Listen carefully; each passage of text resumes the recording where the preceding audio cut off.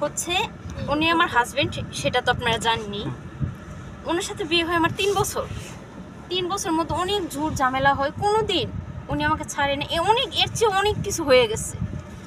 রিয়ামণি এমন একটা মেয়ে, নিজের সংসারটা তো নষ্ট করলো, শেষ পর্যন্ত আমার সংসারটাও নষ্ট করে দিল।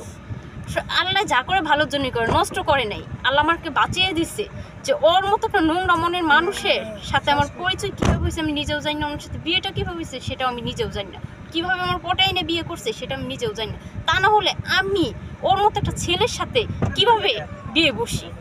তারপরেও আল্লাহ কপাল লিখে রাখছে দেখে ওনার সাথে আমার বিয়ে হয়েছে। উনি আমাকে নিয়ে ভিডিও বানায়, রাস্তাঘাটে পর্যন্ত উনি আমাকে অনেক মায়ের ধর করছে। আমি যদি একটু ভিডিও বানাই তো অস্বীকার করছি, উনি আমার অনেক মায়ের দূর করছে। আমাকে যখন আমি চলে আসি আর কিছুদিন আগে ওনার সাথে আমার একটা ঝামেলা হয়। হাজব্যান্ড ওয়াইফের মধ্যে ঝগড়া লাগতেই পারে ভাইয়া, তার মানে এই না যে ওয়াইফরে রাস্তাঘাটে নিয়ে মারবে। সে আমাকে ঘর থেকে বাইক করে নিয়ে এসে একটা দর্জির দোকানে নিয়ে যায়। একটা আন্টি ছিল, ওনার সাথে আমার কথার কাটাকাটি হয়। ওই দোকানে আমার পেটটার মধ্যে লাথি মারছে, আমি সিঁড়ি থেকে ওই দোকানে গিয়ে পড়ে যাই মেশিংয়ে। উনি কেমন হাজবেন্ড, আমার রক্ত বাইর হইতাছে। তারপরে ওনার একটু পর্যন্ত বিন্দু পরিমাণ মায়া নেই। তারপর ওনার সাথে আমি সংসার করেছিলাম। আপনি কি মনে করেন যে আসলে এর আগে যে নুসরাত ছিল, নুসরাত তো অভিযোগ করেছিল যে এই রিয়ামণির কারণে কিন্তু নুসরাতেরও সংসার ভেঙে রিয়ামণি এন্ট্রি করেছে, এবং আপনি কি বলেন রিয়ামণি যে আপনার সংসার ভেঙে রিয়ামণি এন্ট্রি করেছে আপনার লাইফে, আপনার যে হাজবেন্ড? এখন তো তাই মনে হয়, নাহলে একটা মেয়ে মানুষ হয়ে সে আমার ঘরে আসছে, আমার ঘরে বসে আমার সাথে কথা বলছে। সে নিজেও বলছে তোমার সংসারটা কত গোছালো, তার মানে ওর আমার সংসার প্রতি চোখ পড়ছে। তা না হলে ওই যাই না শুই না কিভাবে আমার হাজবেন্ডের সাথে ভিডিও করে বা আয়সা ওরা একসাথে ঘোরাফেরা করে আমার ঘরে আয়সা বলে থাকে। আচ্ছা, আপনি কি মনে করেন যে আপনার জামাইয়ের সাথে কি একসাথে লিভ টুগেদার করেছে কিনা, কিংবা একসাথে থেকেছে কিনা, আপনি কি মনে হয়? হ্যাঁ, থেকেছে অবশ্যই।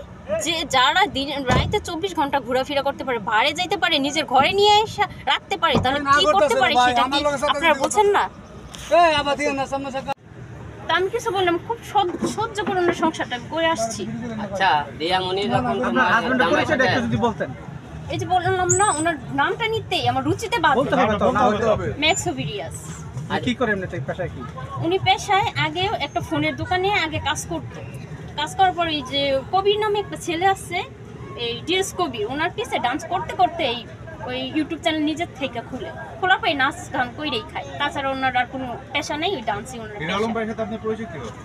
ভাইয়ের সাথে আমার পরিচয় হচ্ছে, উনি আমার হাজবেন্ডকে বলে নখ দিচ্ছে, মানে রিয়ামণি নখ দিচ্ছে ওনারা ভিডিও বানাবে, এই অনুযায়ী ভাইয়ের সাথে আমাদের পরিচয়।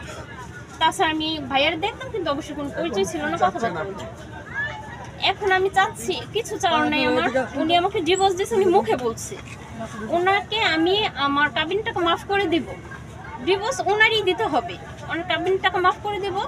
উনি জাস্ট আমাকে নিয়ে যতগুলো ভিডিও বানাইছে উনি যাতে ভিডিওগুলো ডিলিট করে দেয়। আচ্ছা, রিয়ামণির সাথে আপনার কোনো সম্পর্ক আছে? মানে ওই ম্যাক্সোভিরিয়াজের কোনো সম্পর্ক আছে কিনা?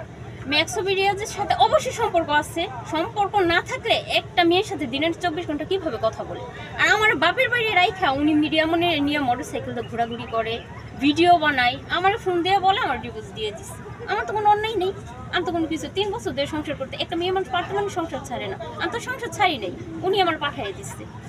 আমাদের জানা মতে হিরো আলম ভাই ভিডিও করার জন্য নিষেধ করছিল, তারপরে ম্যাক্সোভিরিয়াস কেন ভিডিও করলো এই ব্যাপারে কিছু জানেন? না, আমি এই ব্যাপারে জানি না। রিয়ামণি মেসেজ দিতেছে যে উনি ওনার সাথে ভিডিও করবে, হিরো